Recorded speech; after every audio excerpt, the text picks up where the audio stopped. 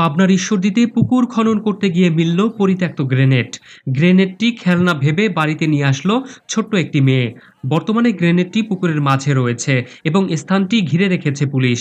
বুধবার রাতে শহরের SM কলোনি তিনতলা এলাকায় খনন কাজ চলমান একটি পুকুরে এই গ্রেনেড দেখতে পাওয়া যায়। স্থানীয়দের কাছ থেকে জানা যায়, রেলওয়ের জমিতে খোকন নামের এক মাছ ব্যবসায়ী বেশ কিছুদিন ধরে SM কলোনির তিনতলা মাঠে পুকুর খননের কাজ করছে।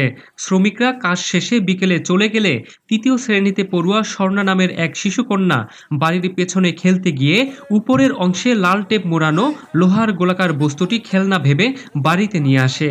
সে তার বাবাকে বলে, লোহার এই খেলনাটি বিক্রি করলে টাকা পাওয়া যাবে।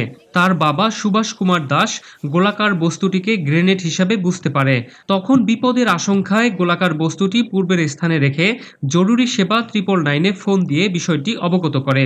ঈশ্বরদী থানার অফিসার ইনচার্জ মোহাম্মদ রফিকুল ইসলাম জানান, ধারণা করা হচ্ছে 1971 সালে স্বাধীনতার যুদ্ধের সময় এলাকাটি পাক বাহিনীর অধ্যুষিত এলাকা ছিল।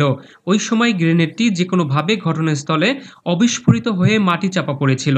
মাটি খনন করায় সেটি বের হয়ে এসেছে। ঈশ্বরদী থানার অফিসার ইনচার্জ আরও জানান, বর্তমানে গ্রেনেডটি সতর্কতার সাথে ঘিরে রাখা হয়েছে। বোমা নিষ্ক্রিয় করার জন্য র্যাবের বোম ডিসপোজাল টিমকে খবর দেওয়া হয়েছে। র্যাবের বিশেষ দলটি ঘটনাস্থলে এসে গ্রেনেডটি নিষ্ক্রিয় করার কথা রয়েছে। এই ঘটনায় ওই এলাকায় চাঞ্চল্য বিরাজ করছে।